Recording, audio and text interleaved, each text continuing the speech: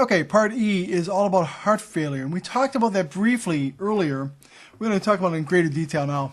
And heart failure is such an important and prolonged disease. It never really goes away until you have a heart transplant. And it's an expensive disease. It causes a lot of hospitalizations. So we're going to talk about this in pretty fair detail. We got about 12, 15 slides on this. So heart failure is about the heart is unable to pump the blood in sufficient amounts for the ventricles to meet the body's metabolic needs. So it just can't pump enough. We talked about the cardiac output and the preload and afterload. Cardiac output is stroke volume times rate.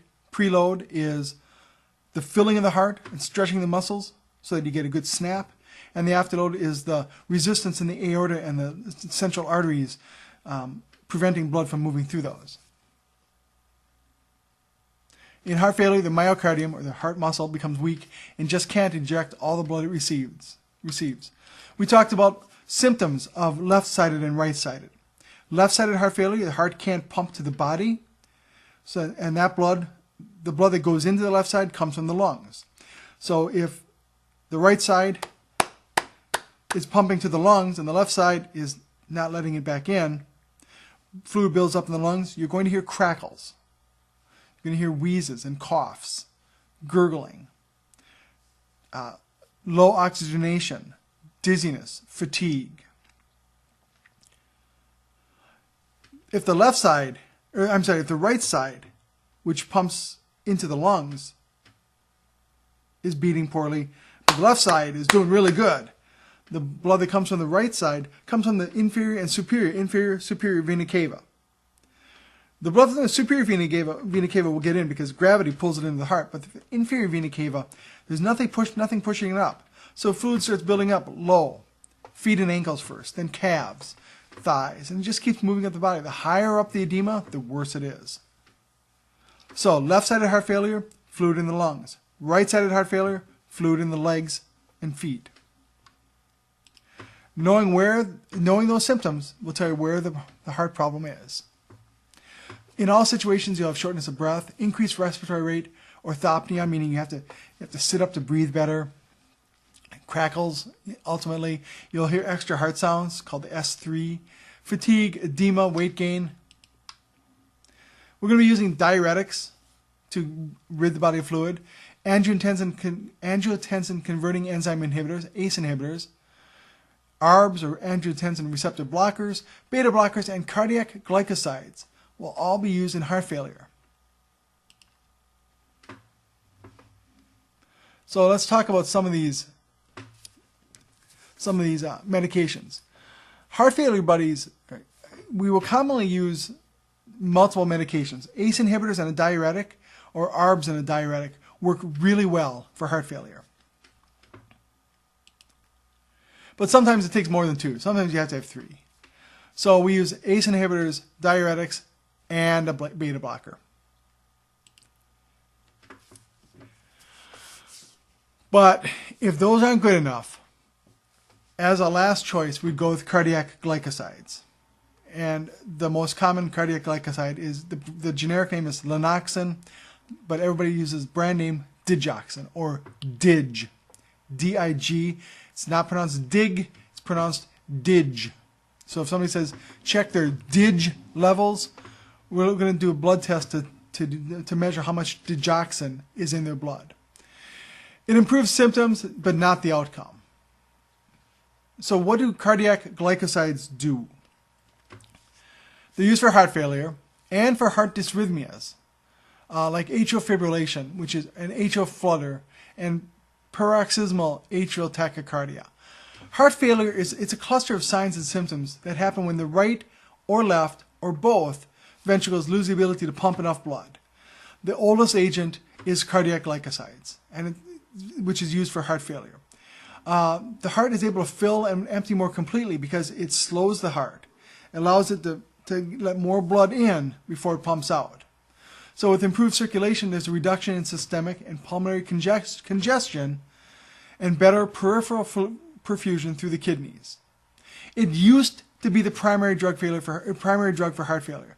But now it's only used when people do not respond to diuretics and ACE inhibitors. So diuretics and ACE inhibitors are number one. If they don't respond enough, then they add digoxin. 60 to 90% of digoxin is excreted unchanged by the kidneys. So renal impairment can dramatically increase the accumulation of this drug into toxic levels in the body. It has a very long half-life. You will give this drug at almost exactly the same time every day because of that. You do not want this to build up to toxic levels. You will get a loading dose. Loading doses, remember, a large amount given first dose to get to that therapeutic level quickly. And then you will give reduced doses, much smaller doses, because the half-life is so long. You only need little doses to keep things at the therapeutic level. Loading dose, big dose all at once, and then small therapeutic doses continuing. You need to watch for hypokalemia or hypercalcemia. Watch out for loop and thiazide diuretic. Renal impairment. IV administration is very rapid acting.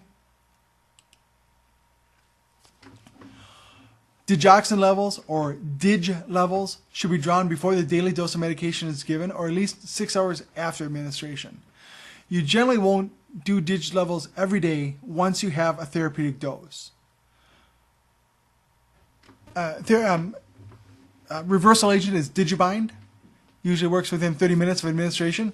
It can cause GI distress, nausea, vomiting, diarrhea, anorexia, abdominal pain, neurological effects, restlessness, irritability, headache, weakness, lethargy, drowsiness, confusion. But a major one that a person will notice almost first is blurred or colored vision. Usually seeing green, yellow everywhere, or sometimes purple. Sometimes halo vision. So if a person says things look wrong, why is everything green? That's dig toxicity. Could have cardiac effects, could develop extra beats or bigeminal rhythm, which means every other beat is wrong. Bradycardia or AV block. So nursing implications, we'll always assess for allergies for everything. Weight, preferably every day.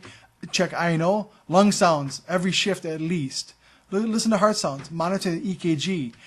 When a person is originally put on this, they will be usually on a telemetry monitoring system to monitor for abnormal heart rhythms. Take an apical pulse for 1 full minute. Do not administer if their heartbeat is less than 60 beats a minute. Apical pulse, not here, not here. You will listen over the apical point of the heart.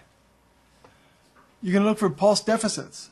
So do they have, after you listen to the apical pulse, you'll check for radial and pedal pulses. Are they missing those? Teach your patient how to take their radial pulse.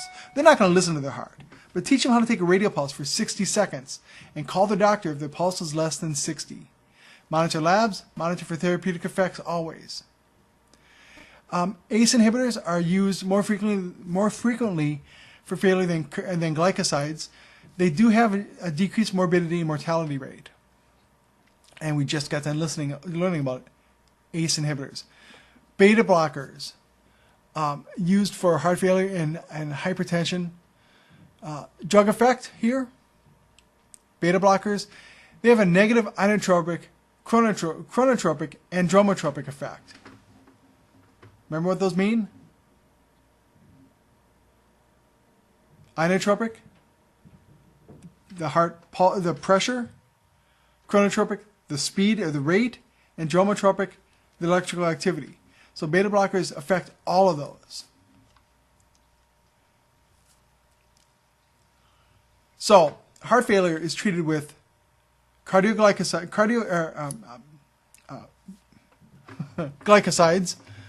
beta blockers, and ACE inhibitors, or a combination.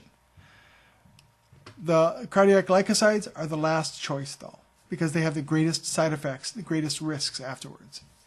Come back for part F. We're going to talk about angina and myocardial infarction. Woohoo! That's an exciting one, but it's very important. So we've covered about 2/3 of this lecture so far. Remember, this lecture is a 2-week lecture. So you can watch these as quickly as you want, but next week, the first week of the lecture, we will not cover all of it. We will be talking about all the questions that are in this presentation in class, though. So study those questions and be prepared to discuss those. Thanks. Come back for part F.